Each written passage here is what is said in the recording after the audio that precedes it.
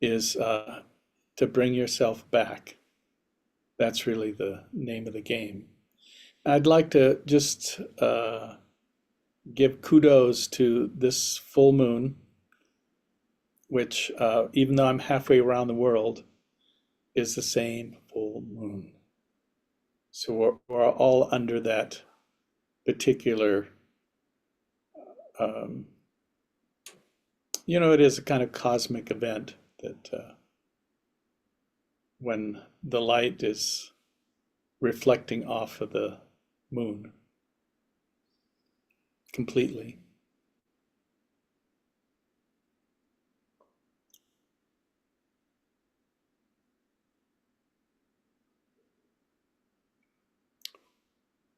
So as you attend to your body, sitting and resting in that posture,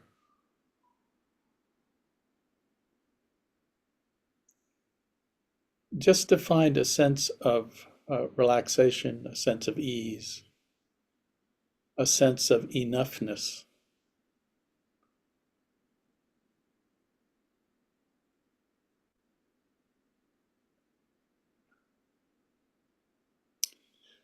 Your nature is to look for constant stimulus.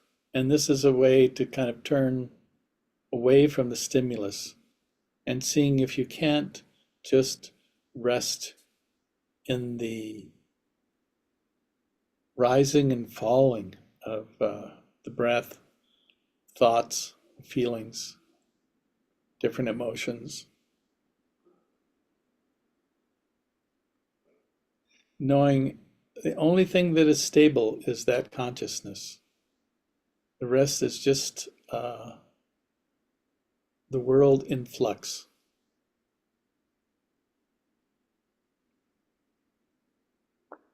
And you begin to put more attention on that is stable and recognizing that the nature of thought, of emotions, of different ideas and plans is all just part of the impermanent dance.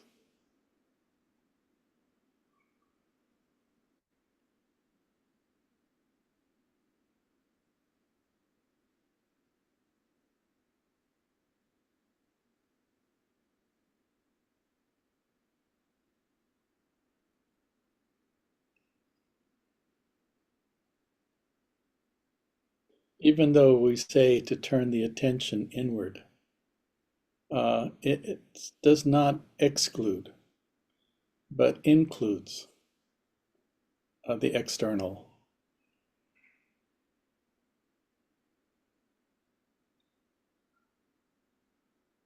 So there's a bit of a panoramic awareness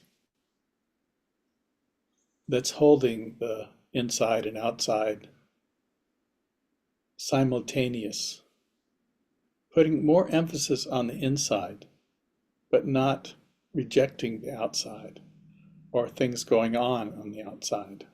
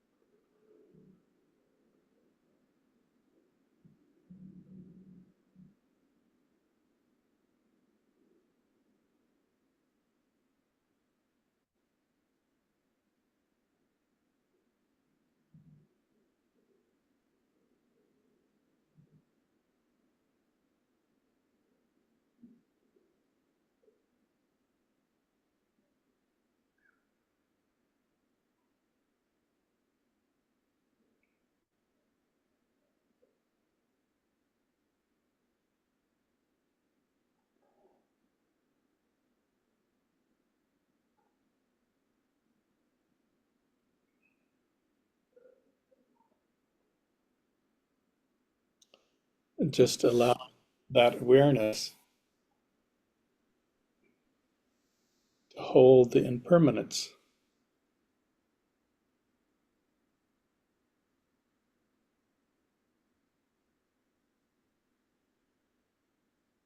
the minuscule truth of change, and also that is held by time.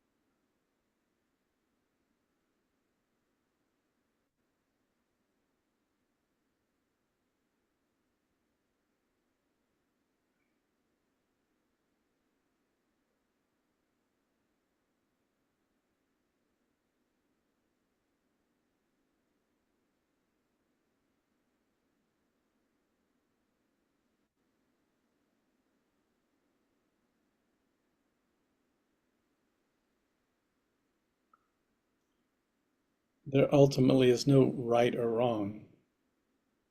There is just the understanding of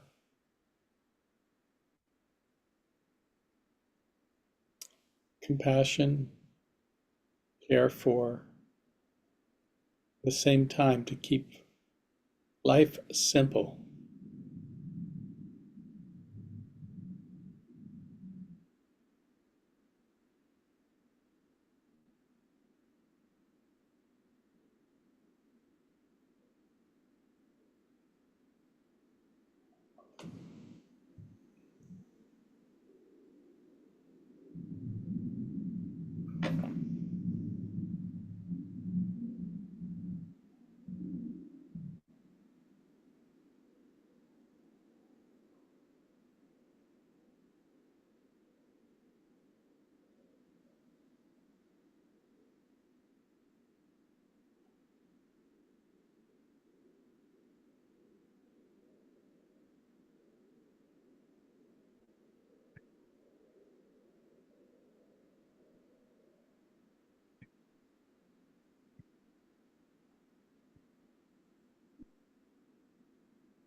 To keep the mind in the body,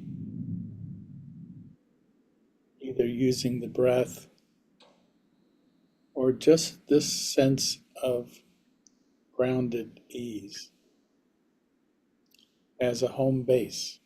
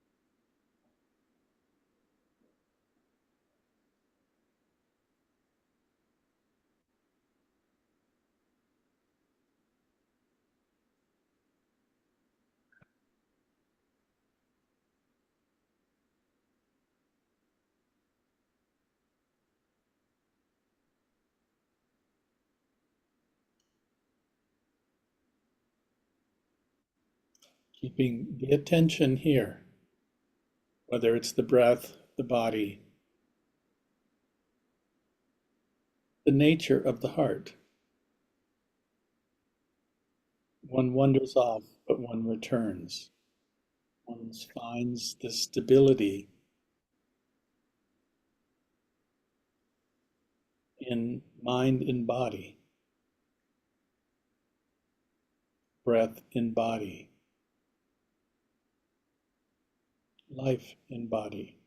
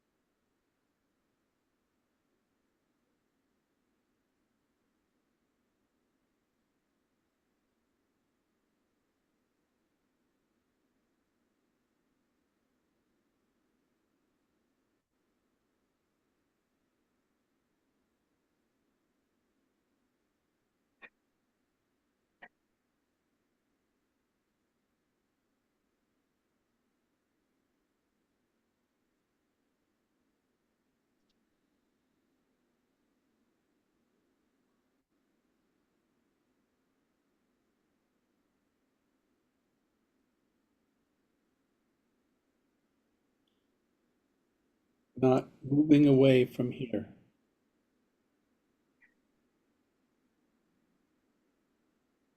but simply acknowledging that here is enough.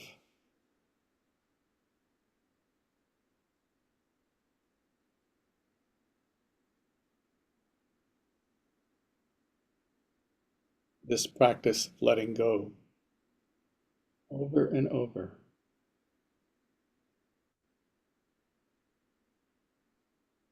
till all that remains is just here.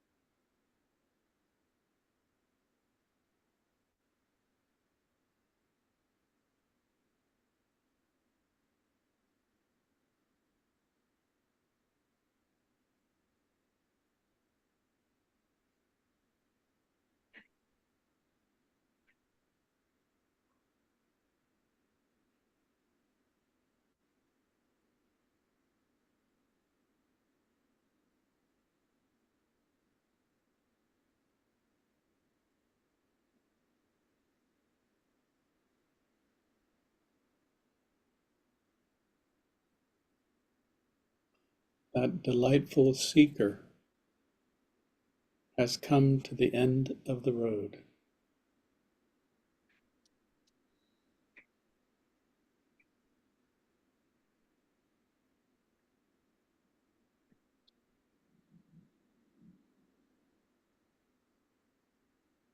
The realization that all is here, not turning to the east or the west or the north or the south, or above you or below you. You rest in the presence of here.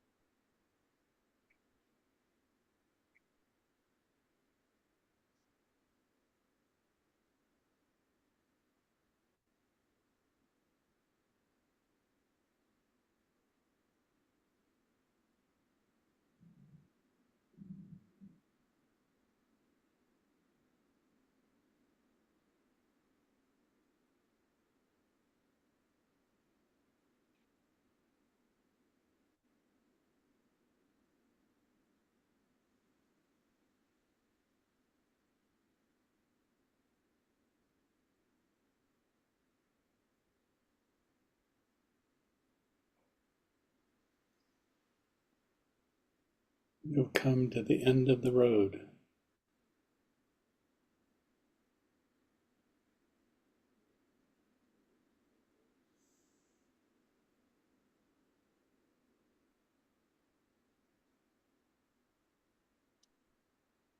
All that's here, the body, the breath, thoughts, feelings,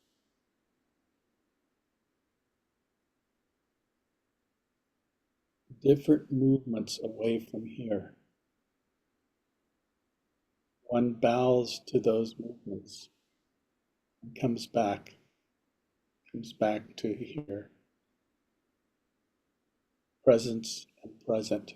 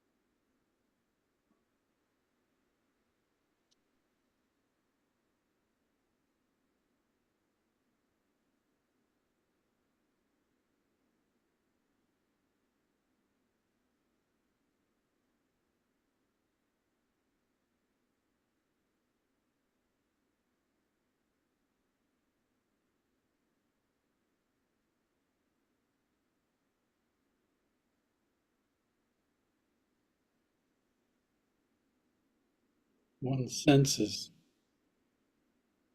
one has been chasing one's own tail, only to repeat over and over. But here, recognizing this capacity to stop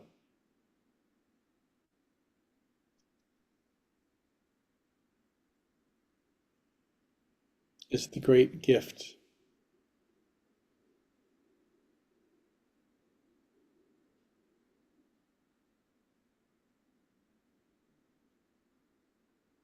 The silence within the silence.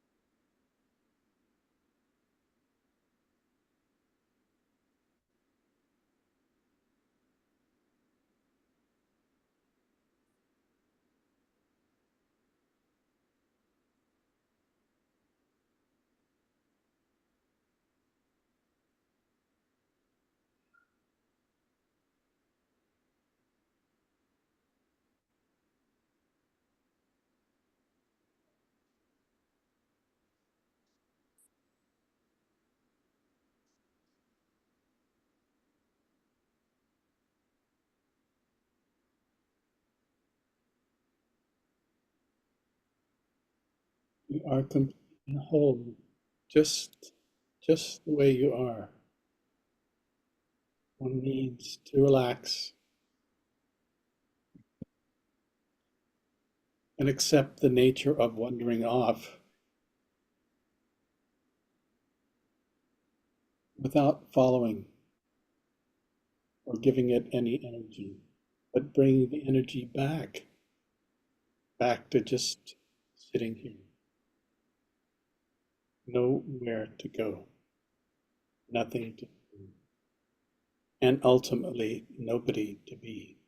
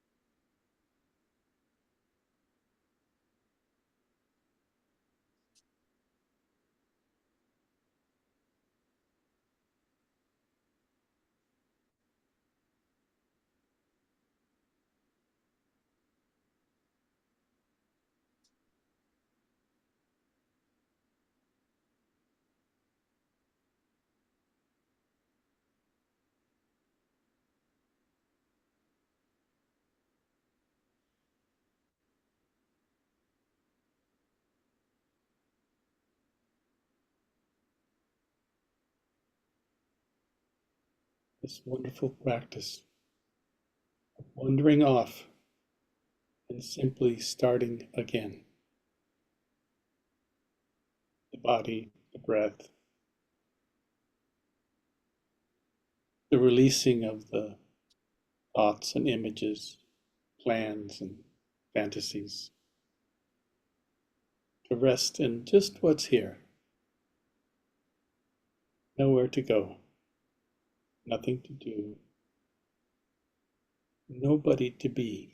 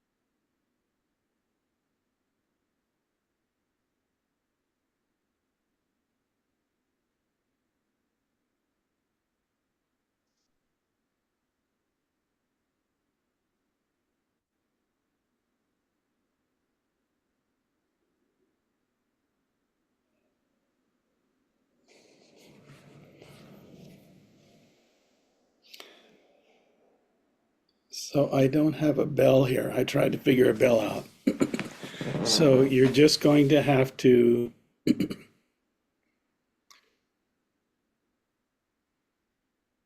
bring yourself into present time, which I hope you're in.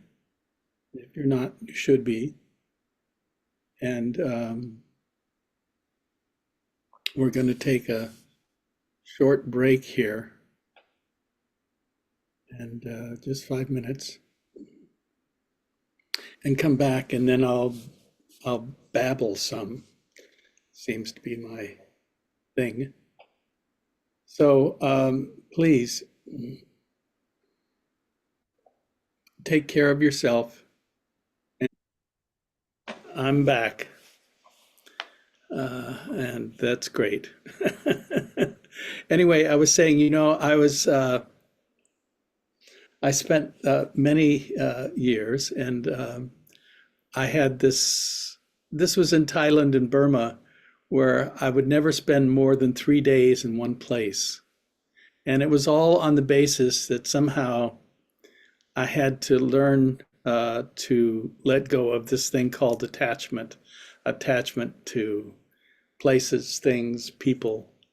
I'd meet amazing people, and I'd say, "Well, I'm leaving tomorrow. That's it. I'm out of here." And there would be a sort of sadness, and then there was like, "Oh, now I'm in a new adventure." So there was great teachings in that, because we are creatures of habit. And I must say, one of the things getting close now, another year, I'll be 80, um, is this attachment to place, to things, to habits, to familiarity. And at the same time, uh, nothing is the same anyway. And yet there is this uh, it is a addiction to familiarity. And I'm not saying, because I realize that sometimes when there's too much chaos, that we kind of miss this capacity to just be present and be here. And yet the art here is to be here in no matter what is going on. And that's the challenge. So for some of us, it just simply because we familiar ourselves very easily. And I like the idea of being at ease and relax. And so you got to stir it up a little. And I certainly have the habit of doing that, you know. And also this capacity to, um,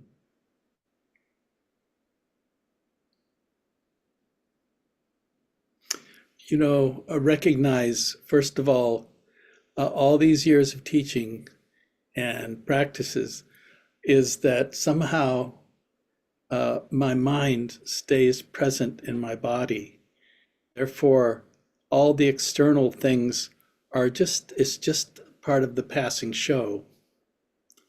And I actually think that's important that we somehow teach ourselves one way or another to become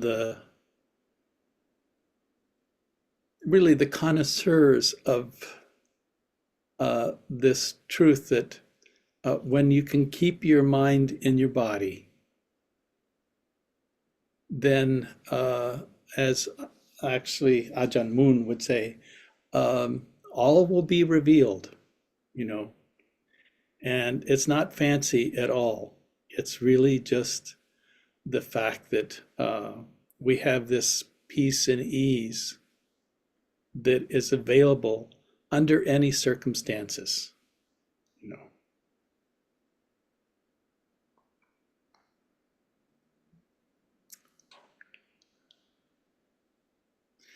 We spend a lot of time kind of training ourselves on some level to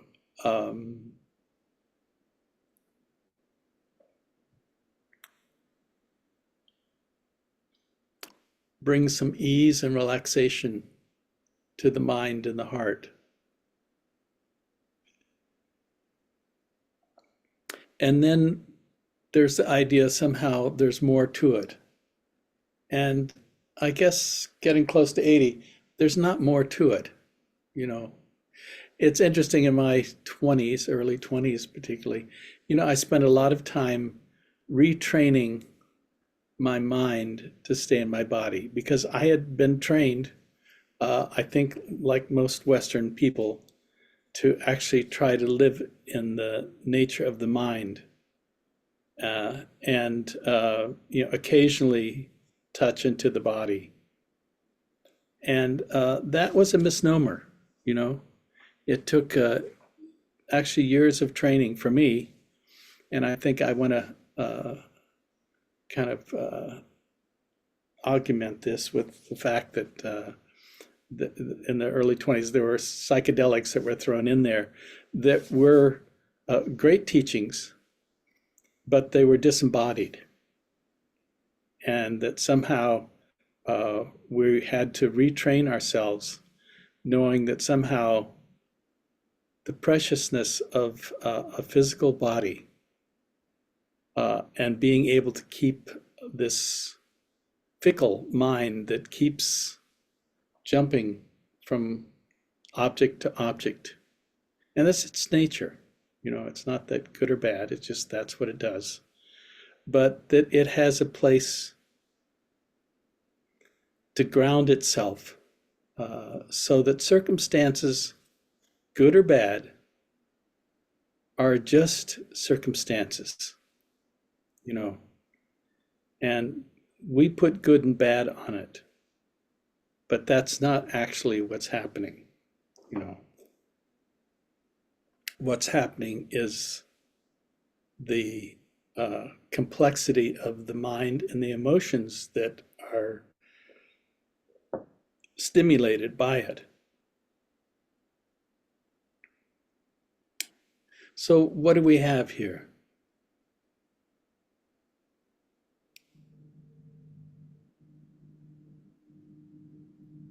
We have a heart mind that in one way is always in flux, and another is it's always the same. And therefore, what is always the same becomes your place of refuge. And that refuge in what changes is actually not possible because it is all about change. And you begin to look more and more for that is steady and stable. And the only thing that is steady and stable is the consciousness itself. The rest is just flux. It's constantly just changed by the stimulus internally and externally that happen. And oh yes, it can throw you off over and over again. But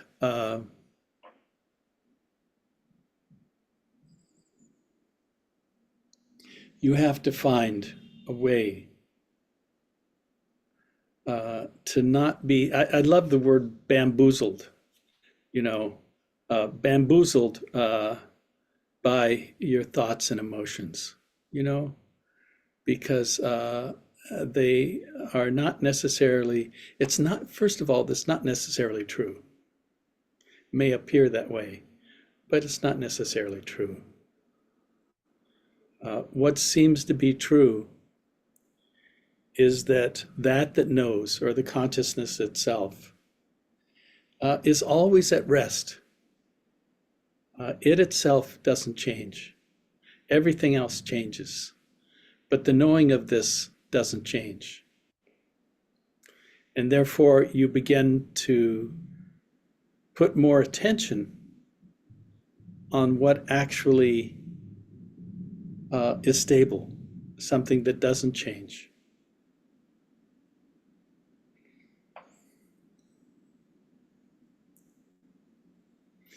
We have this idea that enlightenment or awakening is something to be achieved. But from this perspective, no, it's something that is your inherent truth. So it's not to be achieved, it's something simply to be recognized. And to recognize it has this capacity to free all the changing emotions, plans, all the fiction, all the thoughts, everything that's in flux is dependent. And there is this interdependence on that's aware or that knows.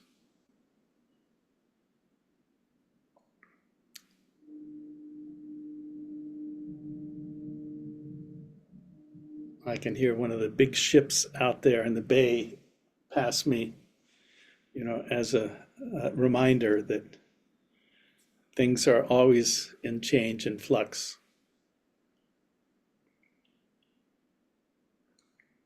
And yet, the knowing itself, this knowing, it has no possibility of being different or changing. It simply is the background. And the problem is that we get so attached to the foreground, and the foreground is unstable. It's constantly changing. It's the five aggregates. There all these things in play.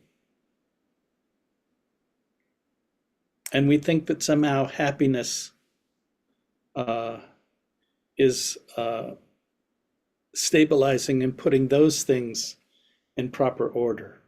And I'm not saying that there is obviously some of that, but that's behind it, that holds everything, that is the constant. And all we need to do is turn the mind around and let it rest on the knowing itself.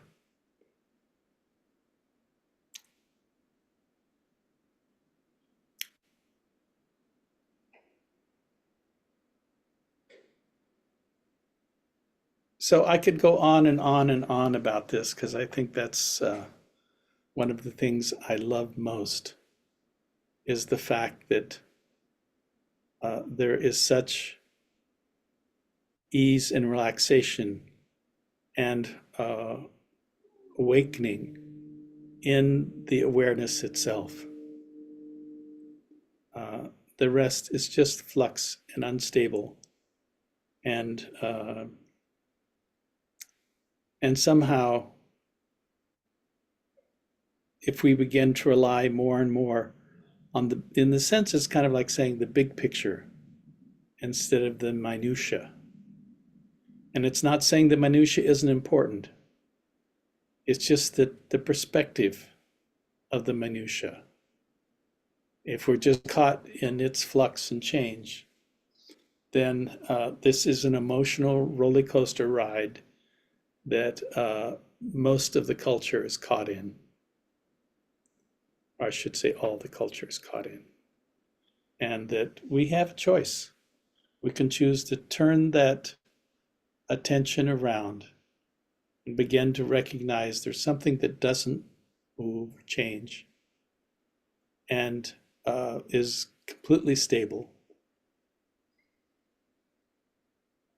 and actually releases sometimes the change or the instability of things.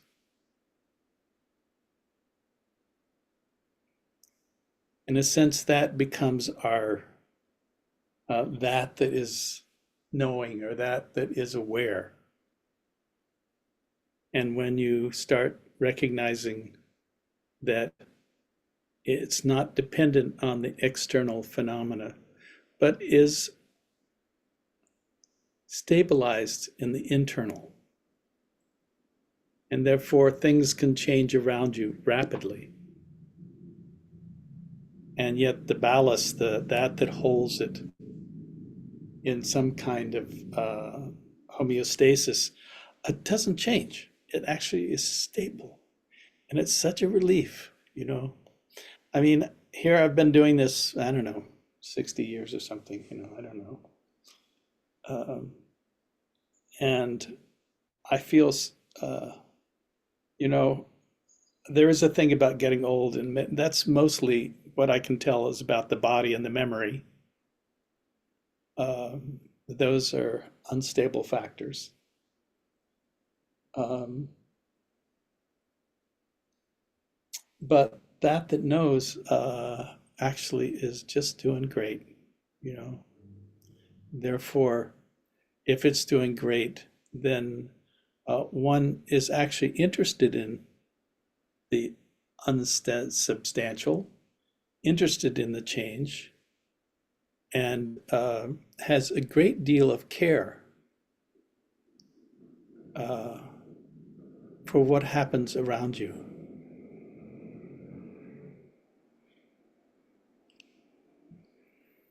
I think sometimes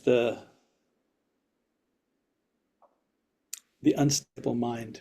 You know, sometimes you think, oh, it's just looking for some kind of love to feel connected. But in reality, it is love. And you are that love, you know.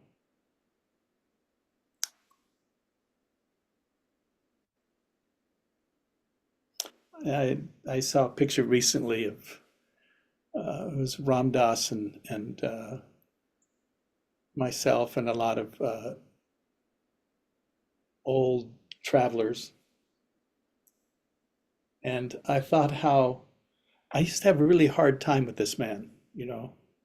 I mean, he was, of course, a Harvard psychologist and had a inner critic that was pretty strong, and uh, and and I appreciated it, but I certainly didn't like it, you know.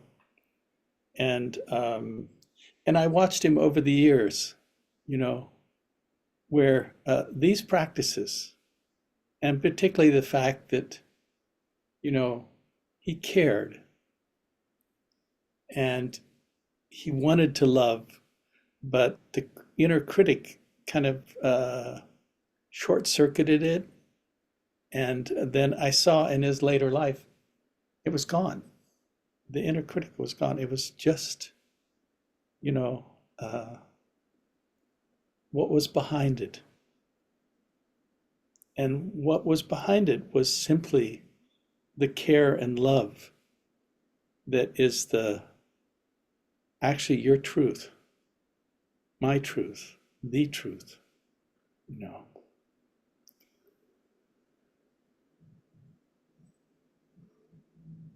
I think a lot about life and fear. And fear, you know, uh, there's a couple kinds of fear, but the primal fear of you know, of being harmed or harming is pretty primal. I mean, it should be primal. And yet at the same time, what I'm talking about has this incredible capacity to short circuit the fear. You know, I'm not saying everything's going to work out, but I actually believe everything's works out. But if we put more attention on that awareness that actually, you know, who it cares for the most? Yourself. You know, you've been running around trying to find it somewhere else, and it's not. It actually, you are it. Because you are it, then that awareness becomes more and more how you are. You know? And I'm not saying you won't be affected by, you know, old habits, desire, and and wants. But the bigger truth here is that once you stabilize that attention and recognize that it is and always will be simply one thing, and that's a fearlessness in caring,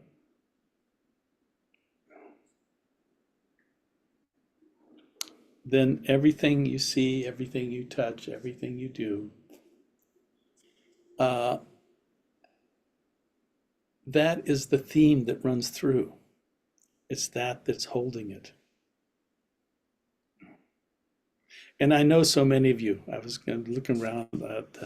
I'm doing the here because I'm sitting in some 15th floor of some hotel in Georgetown, which is in Penang, uh, Malaysia.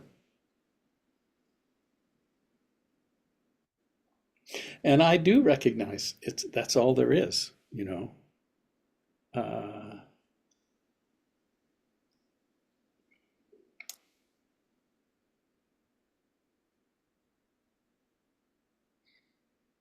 And, I've certainly had my bouts of fear in my life. And, I think the next piece for me is going to be this thing called dying. And I would have gotten how many years, I don't know. Uh, Such privilege of having time. I read news and stuff and of people in their 20s or whatever and die. I think, oh, they just, it's, they just didn't have the time to, if I can use the language, see clearly, you know, and it's really kind of the basis of Vipassana is to see clearly.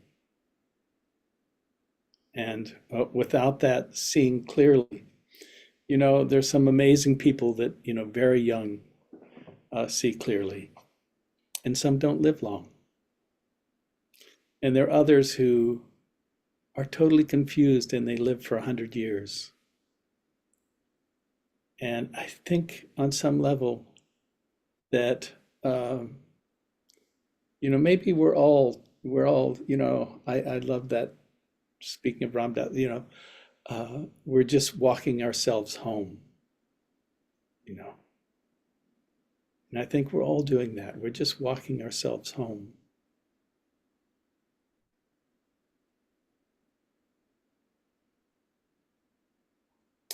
And we obviously, I'm just finishing, I have a meeting tomorrow morning. I'm just finishing my autobiography that Mary Helen Fine has just completed. Um, and it will be out soon. And it'll be my last, my last hurrah. No, it's, and somebody asked me, why are you doing that? What, I don't need that, for my life is what it is. But I was thinking, I think this in a couple of weeks, yeah, my grandson and his girlfriend are coming here. You know, he's 6'6". I don't know what he has to do with me, but he's really tall and 19 years old, and you know, so I want to leave that. It's kind of like I hope you're all considering, on some sense, of leaving a legacy to Mountain Stream, so that somehow it has this, things move on and on. And my intention was always to um, create something that would uh, become its own history in some sense. I hope. But I think so. You know, I think the wonderful truth is that, I was thinking, I used to go to Ladakh every year, and I would go up there to Mahabodhi Society retreat center, and people from Malaysia, which I didn't know anything about, would come, and I always knew this was kind of a more of a Muslim nation, but they were so um, dedicated and and brought such great financial support to the Buddhist community in Ladakh. And I was thinking, oh, you know, we also have that capacity and that power to somehow create a legacy, and I'm so pleased with Adam uh, being kind of your teacher now. And but there'll even be somebody after Adam, you if there's enough there to keep this uh, alive. And it does need financial support. And I thank everyone for having supported me all these years.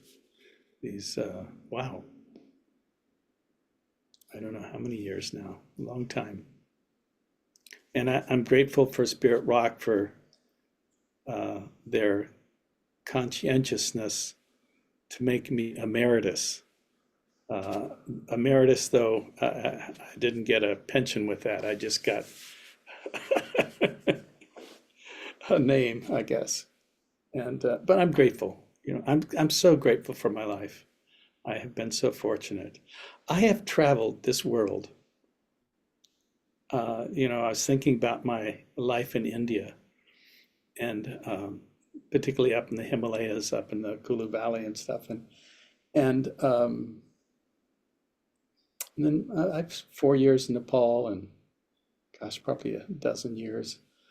Um, and I had, there wasn't an agenda. There was just from year to year, there was this. And one of the things about India is that, and this kind of like Thailand too. It's seasonal, So now is the perfect season in Thailand and India. Rainy season, even though I spent many, many rainy seasons uh, in India and Nepal, which was really something about, I always thought it was about the mold. I mean, I remember just having this leather belt that I brought from the States and how the first rainy season, it just became a piece of mold, And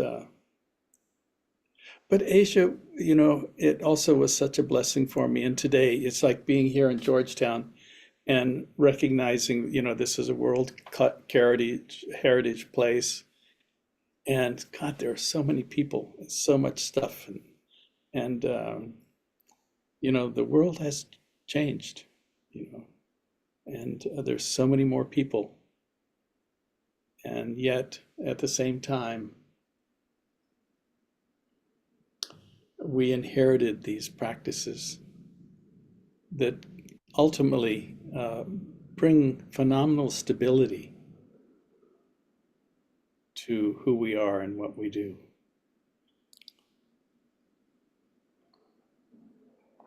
So I'm thinking about, the last time I taught, well, I don't know when that was, a while ago. I can't remember anyway, much of anything. Um, Questions and answers. And Robin, are you there? Do you have some access to? Yep. Yeah, Jen is in the hall, so she can take questions in the hall. And then I can grab the people on Zoom. So if you're ready for questions, we can do that. And if you're on Zoom, if you go ahead and raise your hand, the reaction hand, and then we can call on you as well. And we'll alternate. Thank you, Robin. Thank you, John. So, you have questions, or maybe you just have answers to all this on some level.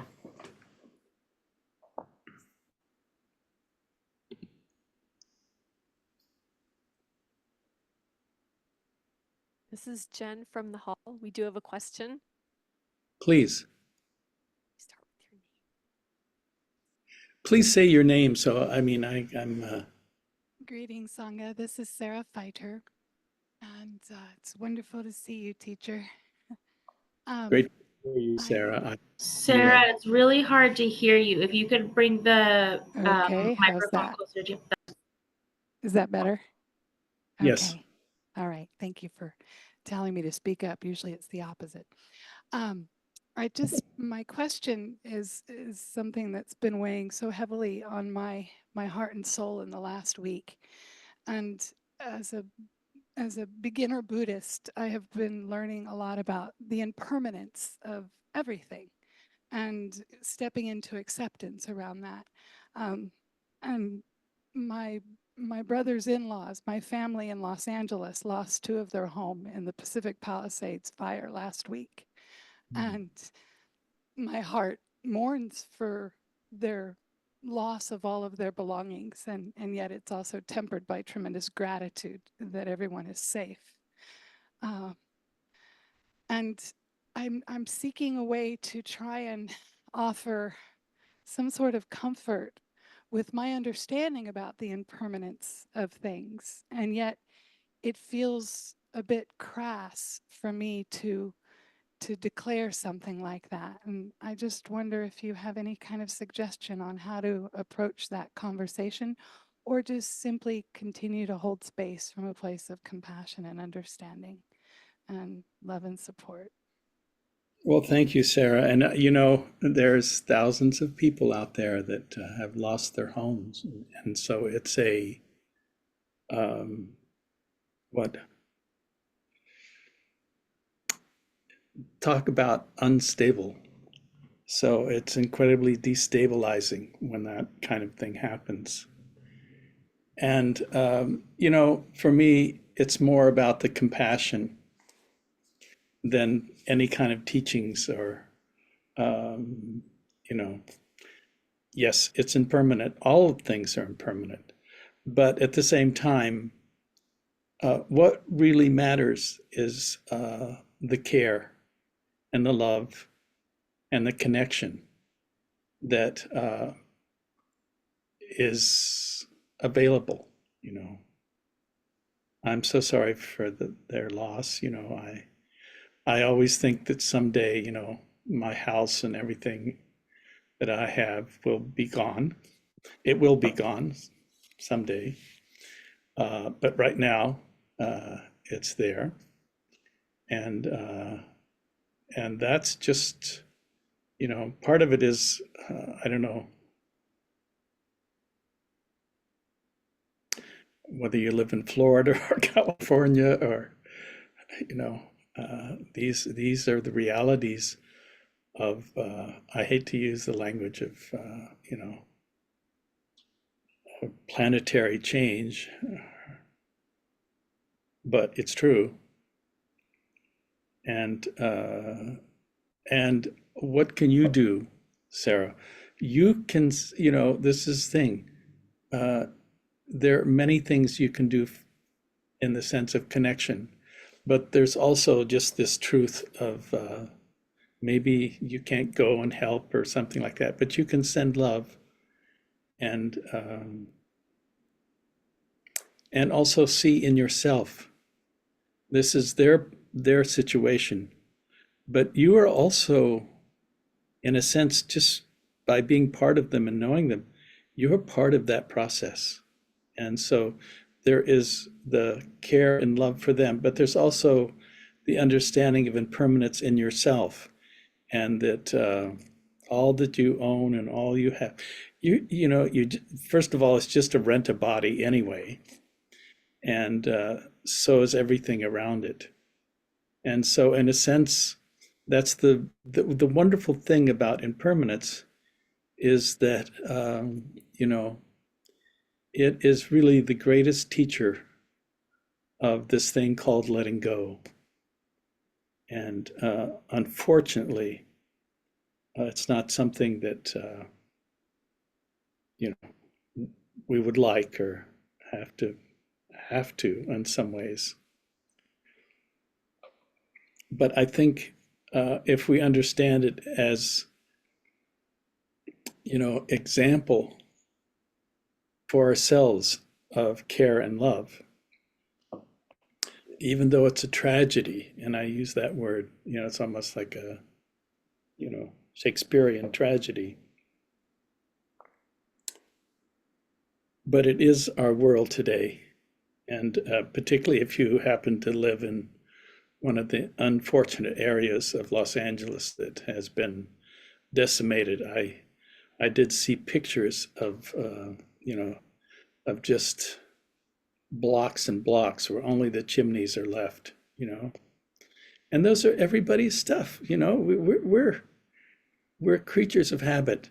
So I think just extending loving kindness is probably the best you can do. And if you have extra, then you help. But or if you go, but which is all circumstantial.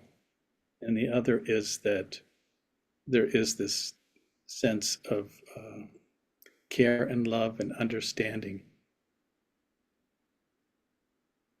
All things are impermanent, and but you don't need to tell them that. They know that on some level right now, and all they need is your love, and your care. So that's my answer, or not answer.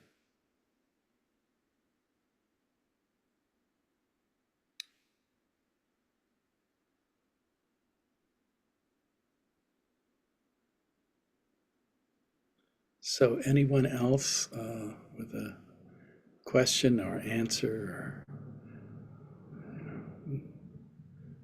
That was a big one. So I'll just see what happens here. We have a question on Zoom, John. Vivian, if you want to unmute yourself. Hi, John. It's not a question. I just want to say that to be with you tonight is such a relief, such a relaxation into that everything is just as it is. And so thank you so much for your presence.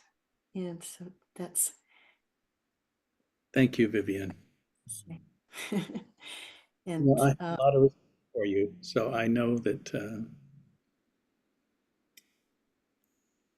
you're in a way you're kind of a teacher in your own way. Just to know that, I see that in you.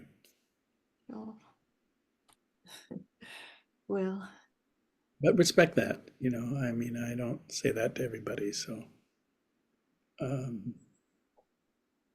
just so lovely to be here. And that's it. Thank you. Thank you.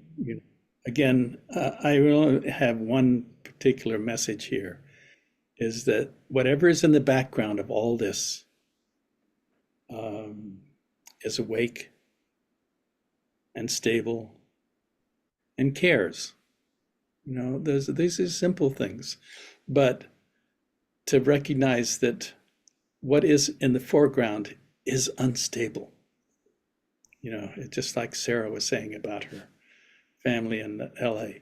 It is unstable. So everything is like that. I keep thinking, oh my God, we're going to head into some kind of stupid war or something, which could be. And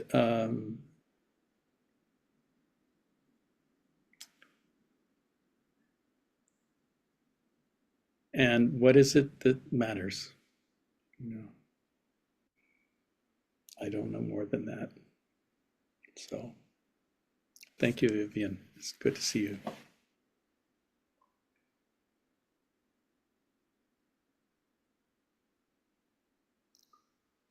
We have a question from the hall. Please. Hi, I'm Merle. Can you hear me? I hear you, Meryl. Oh, okay, because I couldn't tell the microphone. I also just want to say that I came in, I got home late last night from a trip and then just kind of had a lot to do. So I came in very kind of wound up and, just your talk um, started just kind of, because you were basically talking about what's behind all of this Mhm. energy. And so I started to kind of just unwind and not knowing I was unwinding while you were talking. And then I had like one of those little sticker burrs on my sock, probably from walking today. And so I grabbed that. And then all of a sudden I was just kind of in a meditation state and forgot even that the burr was there. It was just interesting because it was just your talk that brought me there. And then I was like, oh, yeah, what's in between my fingers? And I was like, the burr. And so I know it's silly, but at the same time, it was a really nice way to kind of let go of the mind chatter and my identity. And then I feel so relaxed now. And so I thank you so much. You're so welcome, Meryl. I mean, if I have an intention, uh,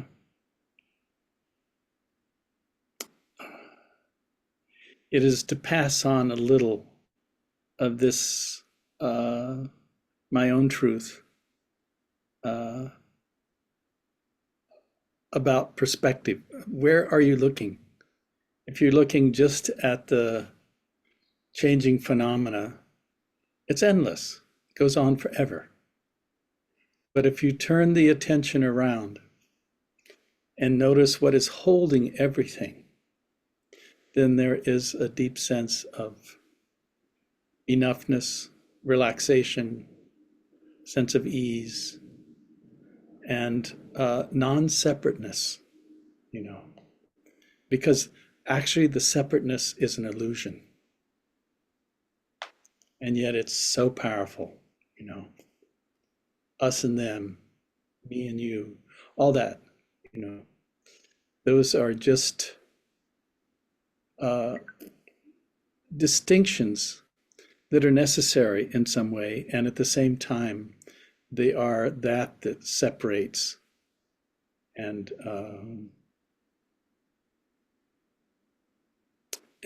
the practice, this practice, and I think other practices as well, are simply about bringing one into unity or into connection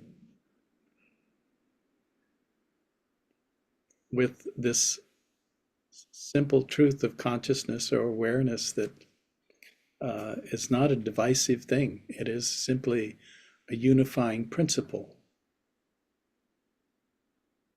So,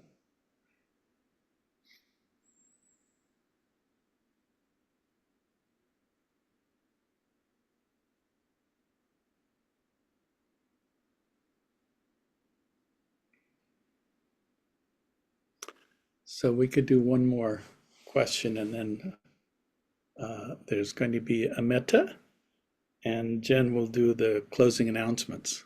So just to know, there is a timeline here. Do I see any hands? I see Patricia on Zoom. Hi, John. Hi, Very nice to see you. I wondered if you'd say a little something about compassion. You know, I find that I can get really sad and have grief about what's going on, but sometimes I can have compassion, and they're very kind of similar in some ways. It seems to have that feeling of caring as opposed to just getting carried away. Right. Well, Yeah, again, I'm gonna figure out a little more about that. sure. Well, I'll see what I can do with it. You know, first of all, I think ultimately, uh, you know, this whole journey is all about compassion, you know, and yet it's so easy to get caught up in the minutia or in the ideals of, you know, well, any ideals, you know. Unfortunately, they are uh, transient belief systems that create separation and sometimes distinction. And it's interesting that sadness can morph into compassion, you know, and thank goodness, because uh, you know, sadness is the acknowledgement that we live in an imperfect world. And whether it's relationships or whether it's houses or creatures or friendships, uh, if I can say, everything is on the line. And therefore, sadness is uh,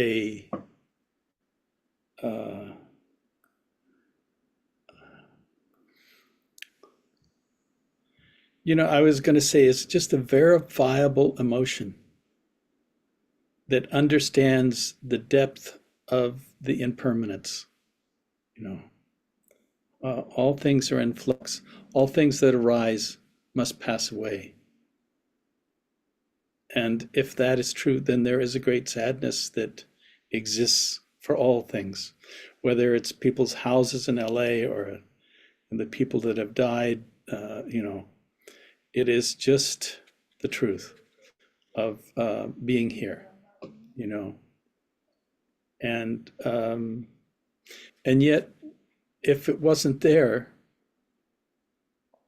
there wouldn't be the care and the love that exists. So in a way, they coexist.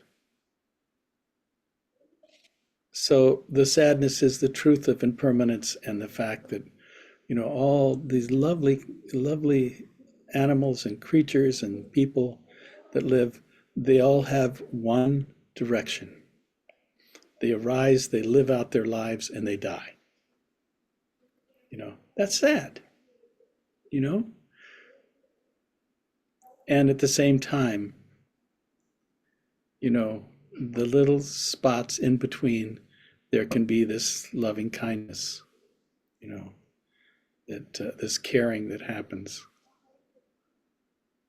And I think sometimes I'm not very compassionate, but but I am moved by it all, you know. And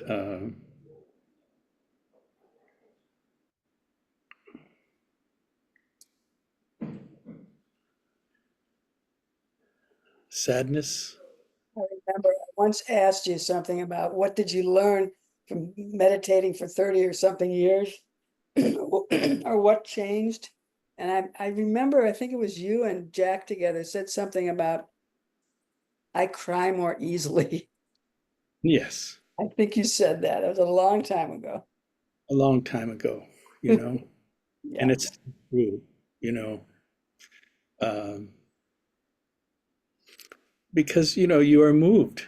This world is, if it's unstable and we love it, then we are moved by it. And if we're moved by it, we know what sadness is.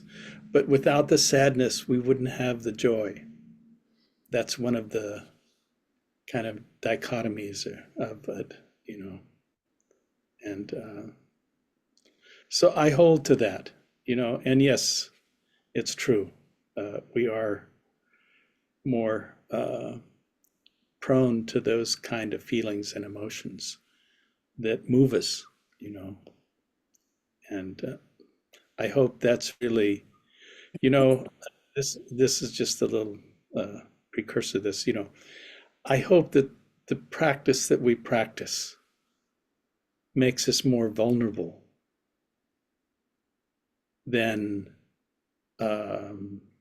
just giving a space between experience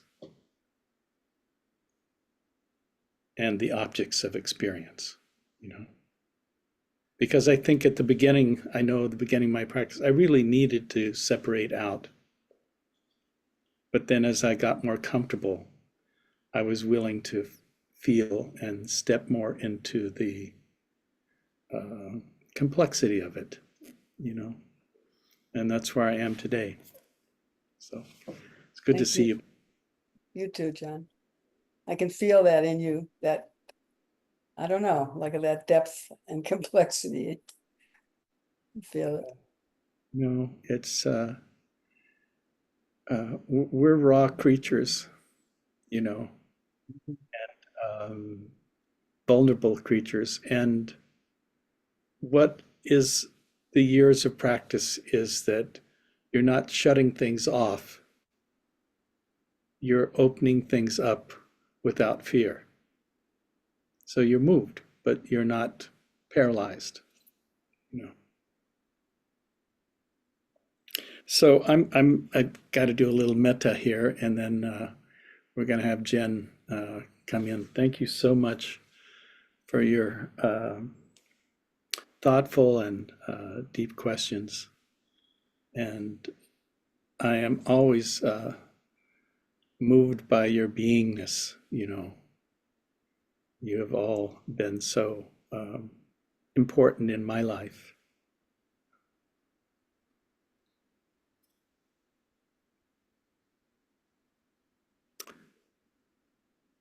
Your heart. Where's your heart? I hope it's here, because there's really no place else for it to be, you know. As Patricia said, something about the sadness is that you're all going to die, every one of you, sooner or later. And so to care for yourself and others, hopefully is just, indicative of the truth, you know. And yes, we can learn to have this great openness and fearlessness of that awareness or consciousness, but it also is monitored or is held by the sensitivity of loving kindness and of compassion and of sympathetic joy and equanimity. These are fundamentals that hold ourselves and all beings.